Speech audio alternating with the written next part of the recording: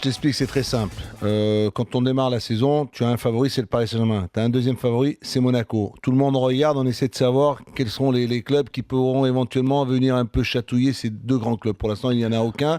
Les deux sont là où ils doivent être, c'est-à-dire premier Paris Saint-Germain, deuxième Monaco. Monaco a-t-il les moyens, le potentiel, les qualités, le jeu pour un peu embrouiller un peu le Paris Saint-Germain? Moi, je pense que oui. Je pense que sur un match, Monaco est capable de réaliser une performance à domicile face au Paris Saint-Germain. Il a ce discours-là, Ranieri.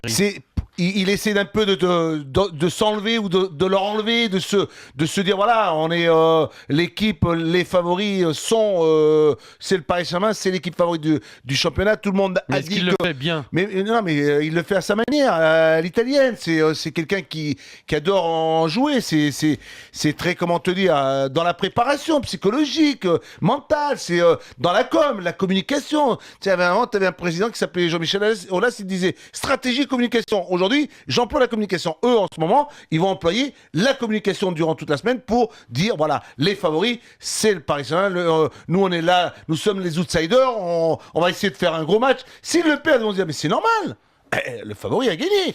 Mais s'ils le gagnent, ils vont dire, oh, s'ils le gagnent, à ce moment-là, ils vont peut-être mettre une petite pression sur le Paris Saint-Germain.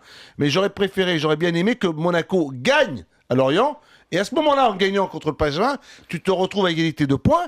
Et en étant à égalité de points, tu peux te dire que jusqu'à la fin de la saison, il va y avoir match pour le titre de champion de France. Là, même en cas de défaite du Paris Saint-Germain, ils auront toujours 2 points de plus. Après, c'est sûr et certain qu'il faudra certainement voir un peu comment... Après, il y a la Ligue des Champions La aussi, réaction, il y a la Ligue des Champions. Bon, mais le Paris Saint-Germain a quand même suffisamment d'arguments, d'éléments, de jeu, projet de jeu. On le dit. Paris Saint-Germain joue moins bien en ce moment quand même. Non, ils ont fait un bon match contre Bordeaux. Arrête, ils les ont dominés de la tête et des épaules, ils ont maîtrisé, ils ont contrôlé.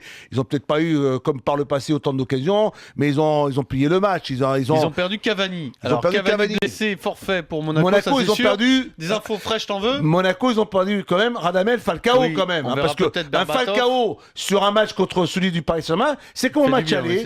Il fait du bien. Oui, il fait peur.